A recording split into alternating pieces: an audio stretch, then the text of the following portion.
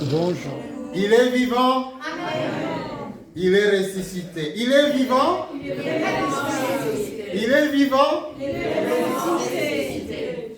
Amen. Je vais inviter la sœur Anne pour faire la lecture du passage du jour.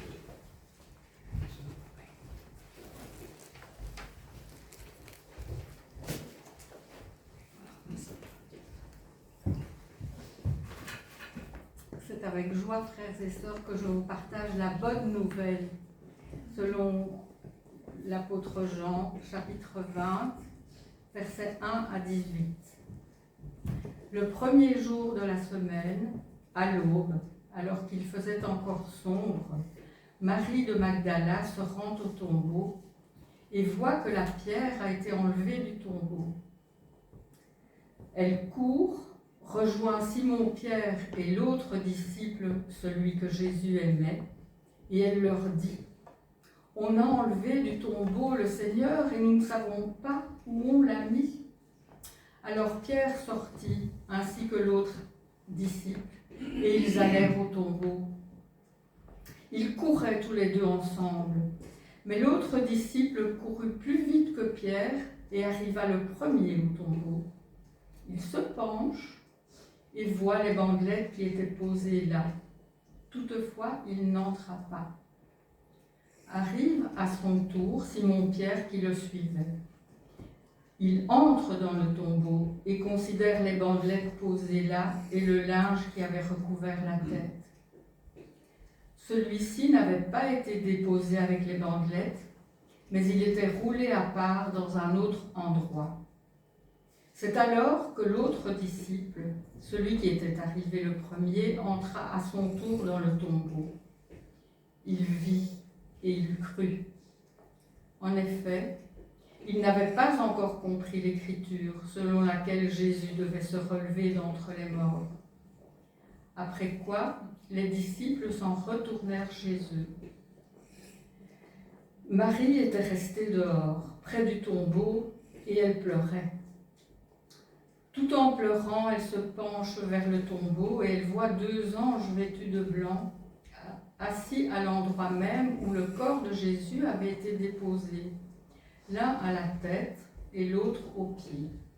« Femme, lui dirent-ils, pourquoi pleures-tu » Elle leur répondit : « On a enlevé mon Seigneur et je ne sais pas où on l'a mis. » Tout en parlant, elle se retourne et elle voit Jésus qui se tenait là, mais elle ne savait pas que c'était lui.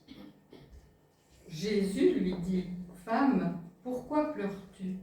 Qui cherches-tu » Mais elle, croyant qu'elle avait affaire au gardien du jardin, lui dit : « Seigneur, si c'est toi qui l'as enlevé, dis-moi où tu l'as mis et j'irai le prendre. » Jésus lui dit : « Marie. » Et elle se retourna et lui dit en hébreu : « Rabouni », ce qui signifie maître. Jésus lui dit : « Ne me retiens pas, car je ne suis pas encore monté vers mon Père. Pour toi, va trouver mes frères et dis-leur que je monte vers mon Père, qui est votre Père, vers mon Dieu, qui est votre Dieu. » Marie de Magdala vint donc annoncer aux disciples : « J'ai vu le Seigneur, et voilà ce qu'il m'a dit. » Amen. Amen.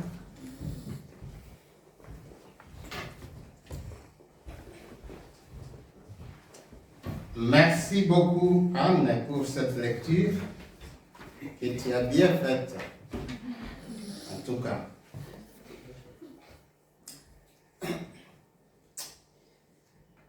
Prions le Seigneur. Seigneur Dieu, notre Père, nous voici réunis autour de ta parole. Nous voulons écouter ce que tu veux que nous écoutions. Seigneur, bénis ta parole et bénis chacun de nous ici, en ce jour glorieux où l'Église entière commémore ta résurrection d'entre les morts. Oh, merci, parce que la mort n'a pas pu te retenir, toi qui qui n'avait pas de péché. Gloire et louange à toi. Au nom de Jésus. Amen.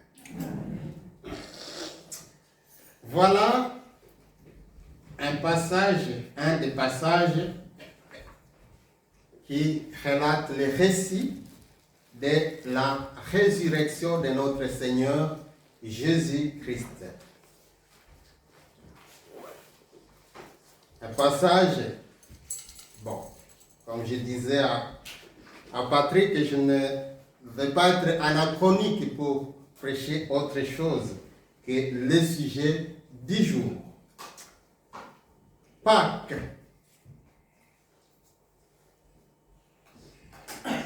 Ce mot,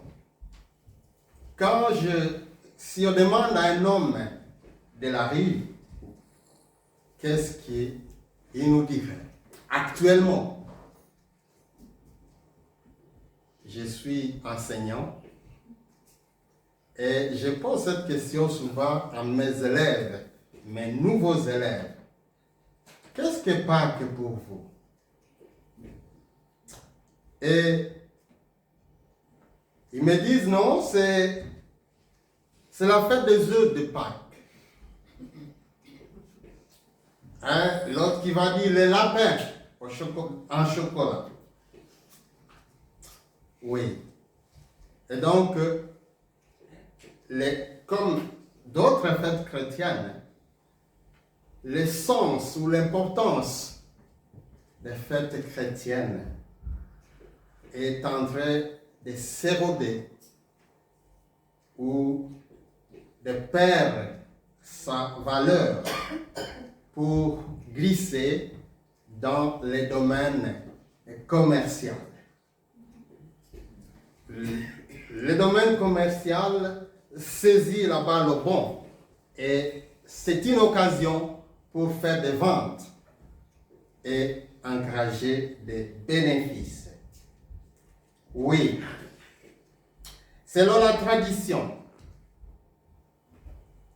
occidentale et européenne et chrétienne, la consommation d'œufs était interdite pendant le carême.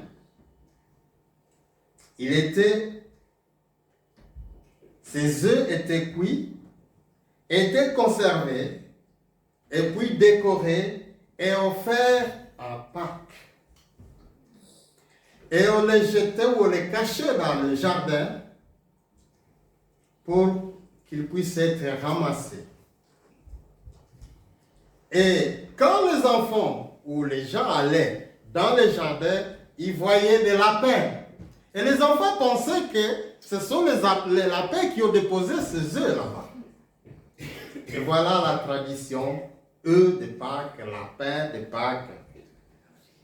Oui. Nous venons de finir ou de terminer la semaine sainte, qui a commencé avec le dimanche des Rameaux, où nous avons célébré l'entrée triomphale de Jésus dans la ville de Jérusalem.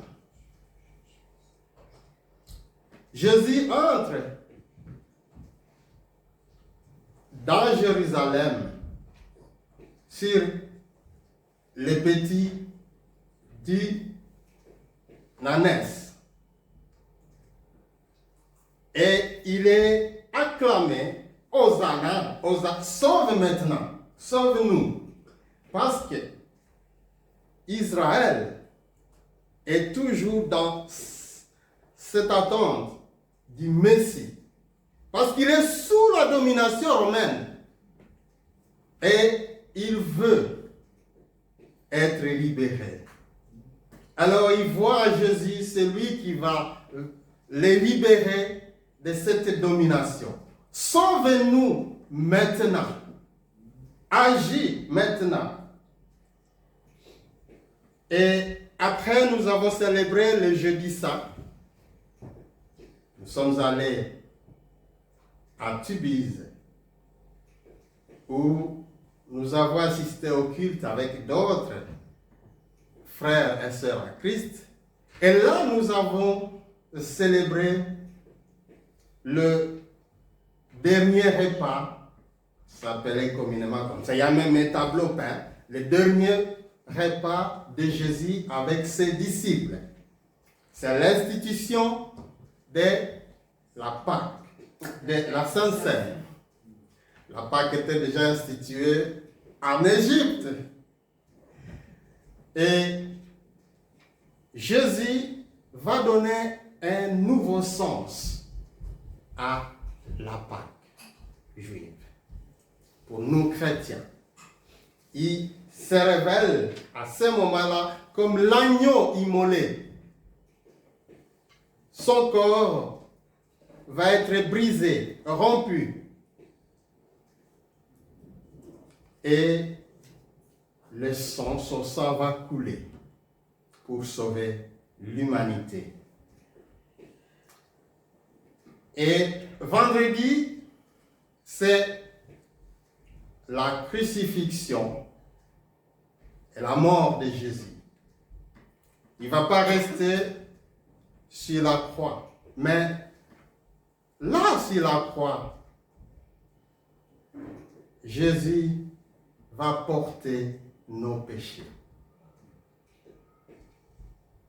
Il va sentir le poids de nos péchés sur lui, jusqu'à ce qu'il va crier « Eloi, Eloi, lama sabachthani » « Mon Père, pourquoi m'as-tu abandonné ?» Dieu est saint. Et donc, le péché, nos péchés sont tombés sur Jésus. Et Jésus sent qu'il est abandonné. À cause de mes péchés, à cause de tes péchés. Et voilà, il va remettre son esprit entre les mains du Père. Entre tes mains, j'ai remis mon esprit. Mais envers cela, il va proclamer la victoire. Tout est accompli. Il est venu. C'est pourquoi il est entré dans Jérusalem. C'était pour aller y mourir. Et il dit, tout est accompli. Et il expira. Et comme c'était un vendredi, et donc le sabbat approche, c'est à 18h, à 6h du soir. Et Joseph d'Arimathée va demander à Pilate s'il peut prendre le corps du Seigneur et l'inhumer, ce qui lui sera accordé. Et donc Jésus va être mis dans le tombeau. On va faire vite. Et il sera avant la tombée de la nuit. Et donc, ce soir-là, au pied de la croix, du moins à midi, avant qu'il ne soit le soir, il y a des dames qui sont là, qui sont en train de pleurer. Et qui vont accompagner le corps de Jésus, aller voir là où on va déposer le corps du Seigneur. Et parmi ces dames, il y a Marie de Magdala. Oui, la lecture vient de nous être faite. Marie de Magdala. C'est un passage qui est basé sur elle.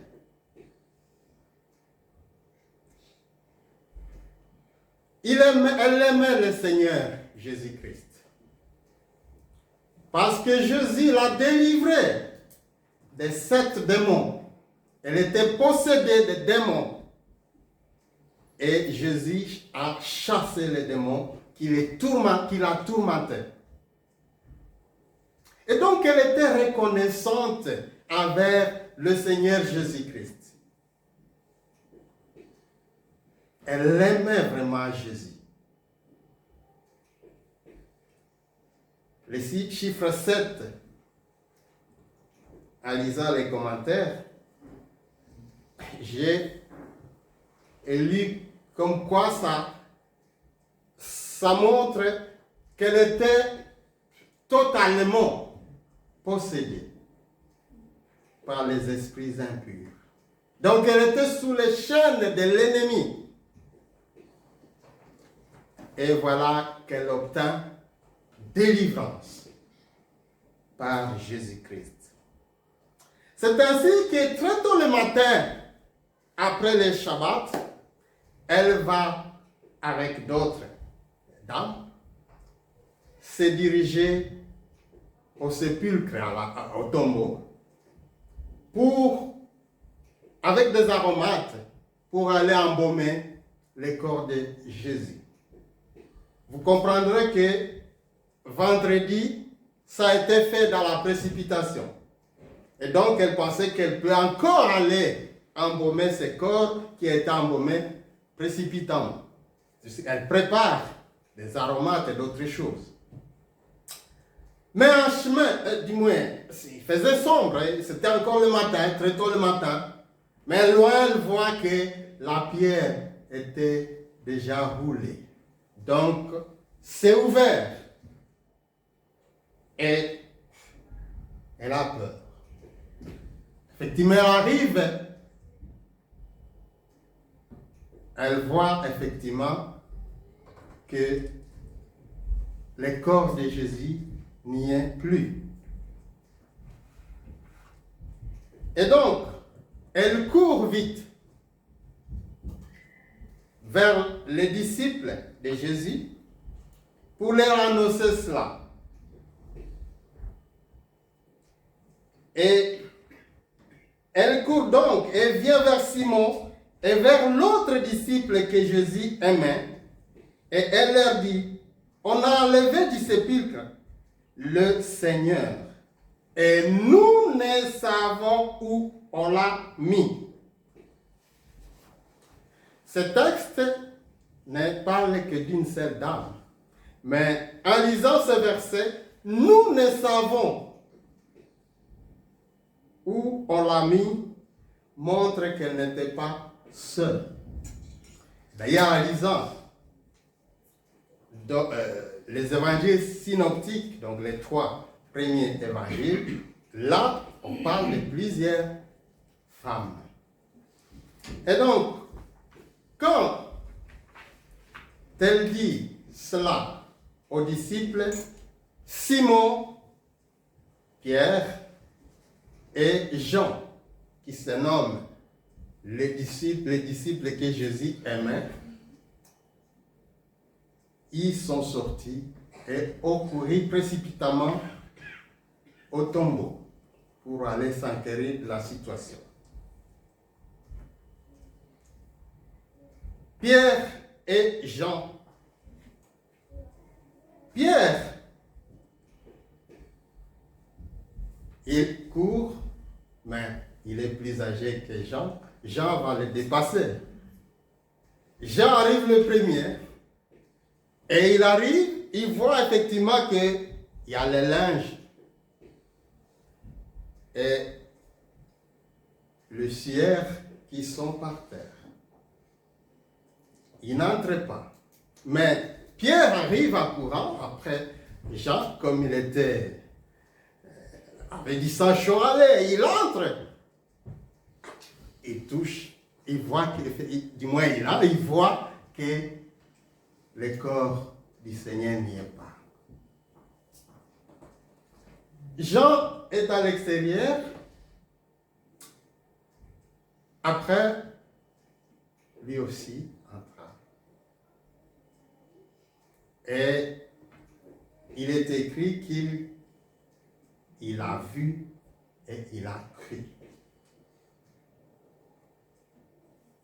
Mais jusque-là, les disciples vivent dans la tristesse. Ils sont dans la peur. Ils sont dans le désespoir.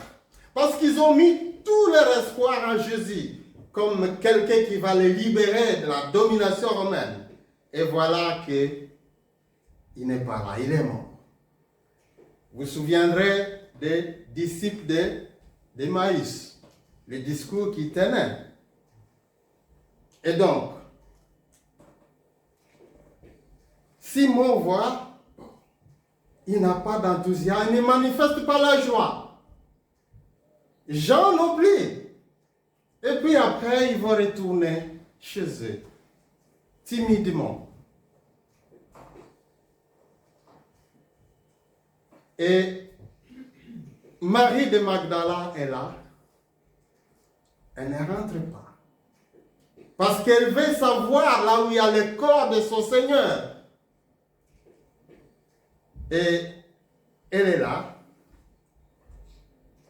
Elle se penche pour voir encore à l'intérieur, effectivement. Elle voit 2 anges.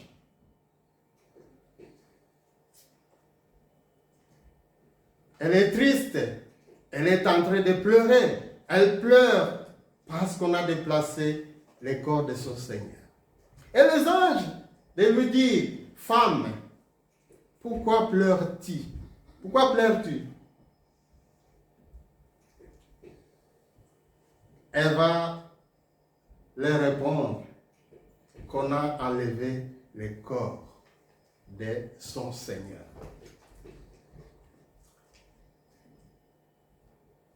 Elle est en train de parler avec les anges. Elle a les yeux fixés sur les tombeaux, sur les sépulcres. Elle est tournée vers les sépulcres. Et pendant qu'elle parle avec les anges, un assis là où étaient les pieds et l'autre là où était la tête, elle se tourne, elle se retourne. Elle n'est plus fixée sur les sépulcres. Et en se tournant, c'est Jésus qui va lui parler. Femme, pourquoi pleures-tu et que cherches-tu? Et Marie de répondre, ils ont déplacé le corps de mon Seigneur. Elle pensait que c'était le jardinier ou les gardiens du jardin. Elle dit, c'est toi qui as pris ce corps. S'il te plaît, montre-moi là où tu l'as mis pour que je le récupère. Elle ne veut pas qu'aucune autre personne puisse prendre le corps de son Seigneur. Son Seigneur qu'elle aime vraiment. Étant donné le pardon qu'elle a reçu, le salut qu'elle a reçu, la délivrance qu'elle a reçue de Jésus. Et Jésus avait vu les pleurs de Marie de Magdala. Il vient à la rencontre de cette dame éprouvée, attristée, abattue, découragée, et qui pleure son Seigneur. Elle ne se rend pas compte qu'elle est en face de son Seigneur, que c'est Jésus qui lui parle, parce qu'elle est obnubilée par son problème.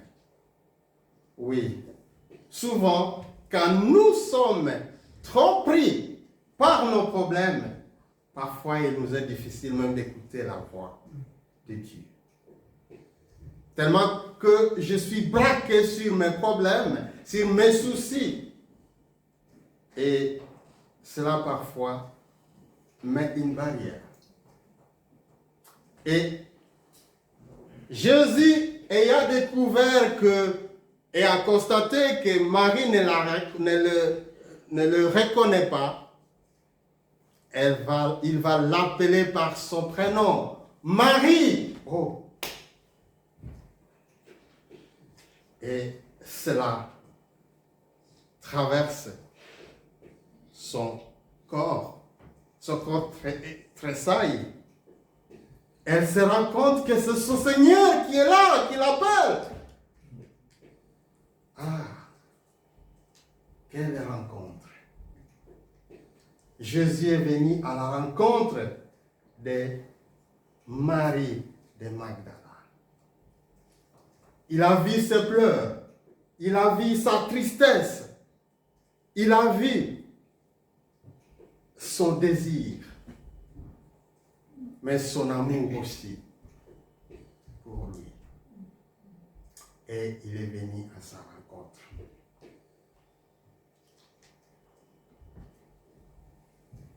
Pierre et Jean étaient là. En fait, je me suis posé, mais les anges à ce moment-là étaient où?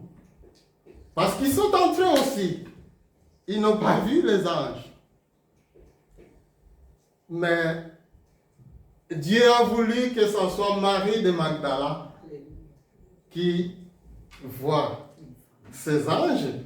Et parce qu'elle persévère, elle ne s'est pas découragée pour retourner à la maison. Non, je veux voir le corps de mon Seigneur. Je cherche le corps, celui qui a pris le corps de mon Seigneur. Et voilà, Dieu va se révéler à elle, en lui envoyant les anges. Mais même si ce sont des êtres célestes, cela ne l'a pas satisfait. Parce que ce n'était pas son Seigneur. Elle continue de chercher son Seigneur jusqu'à ce que le Seigneur va venir à sa rencontre. Oui. Si nous cherchons le Seigneur avec un cœur tout entier à lui, il ne tardera pas de se révéler à nous. Il veut que nous le cherchions avec dévouement, non pas avec duplicité ou un pied dedans, un pied dehors, non. Il veut que nous soyons tout entiers à lui. Et là, il va se révéler à nous. C'est ce que Dieu attend de toi ce matin. Alors,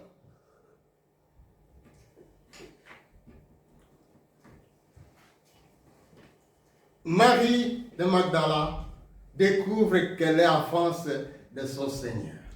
Et donc, il est réellement ressuscité. Il n'est pas mort, il est revenu à la vie, il est ressuscité, il est vivant. La tristesse est dissipée. Elle est contente, elle est heureuse parce que son Seigneur est vivant. Elle veut l'adorer, comme dans la culture juive, il faut s'agenouiller. Vous vous souvenez de l'autre Marie, Marie de Béthanie, qui a répandu l'huile parfumée, parfait de grande valeur sur les pieds de Jésus.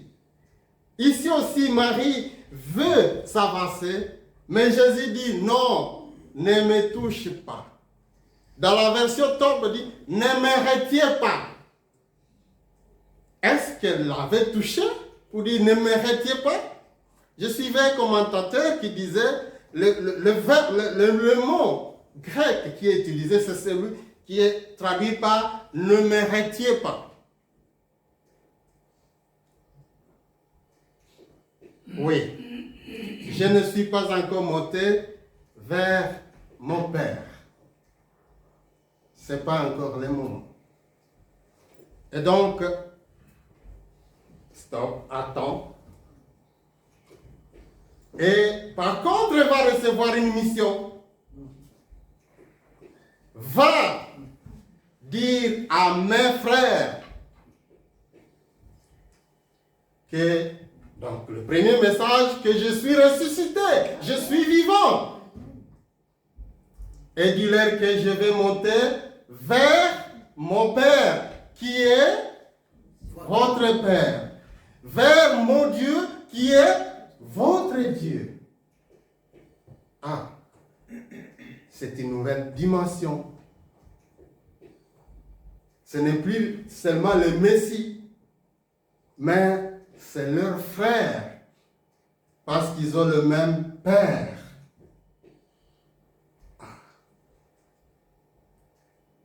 Et Marie, je suppose qu'elle est tout joyeuse. Elle va aller apporter la bonne nouvelle. Jésus est ressuscité. Jésus est vivant. Elle arrive. Elle donne le message. Oui. Malgré ça, certains n'ont pas cru. Certains n'ont pas cru parmi les 12, les 11.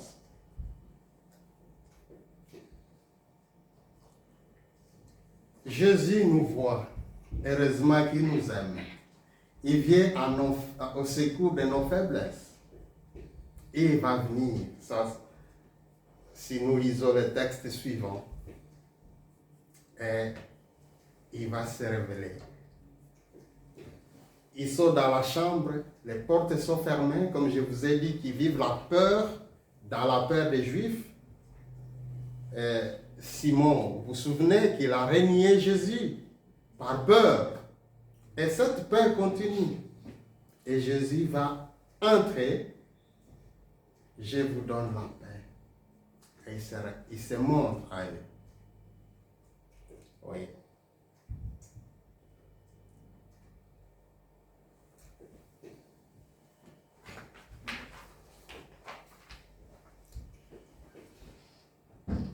Le Seigneur Jésus ne peut pas ne pas répondre à nos préoccupations si nous les cherchons avec sincérité et dévouement. Il te connaît. Il te voit comme il a vu Marie de Magdala. Il connaît tes soucis.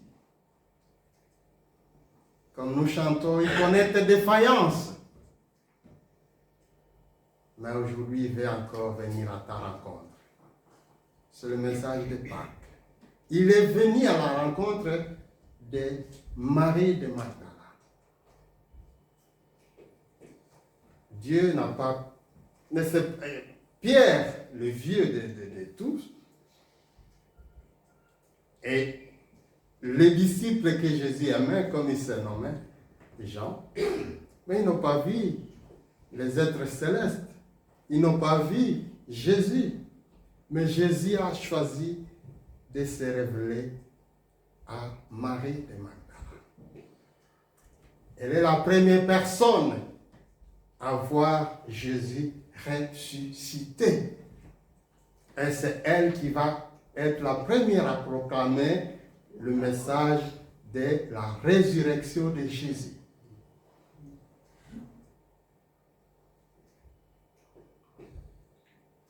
Oui. Jésus est réellement ressuscité. Ce message, nous avons à le proclamer tout haut, à nos voisins, à nos collègues de travail, à nos voisins ici dans les quartiers. Mercredi passé, c'était difficile d'entrer ici parce qu'il y avait un match. Et quand nous sommes venus, nous avons eu le temps de prier pour les voisins de l'église. Je pense que nous devons tenir cela à cœur pour prier pour les voisins de l'église.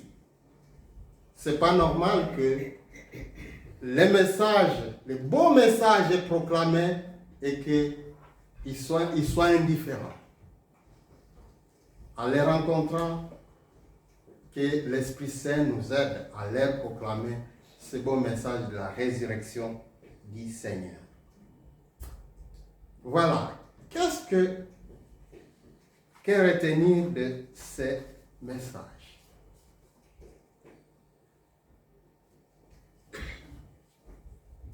Dieu veut que je sois le témoin de la résurrection de Jésus. Soyons les témoins de la résurrection de Jésus. Que Jésus est vivant. Que Jésus est ressuscité. portons ce message le plus loin possible. Oui, j'ai intitulé comme ça ce sermon « Soyons des témoins de la résurrection du Seigneur Jésus-Christ ». Comme Marie, témoignons de la résurrection du Seigneur Jésus. Proclamons que Jésus est vivant. Il est vivant, il est ressuscité. Il est réellement ressuscité. Amen. Amen.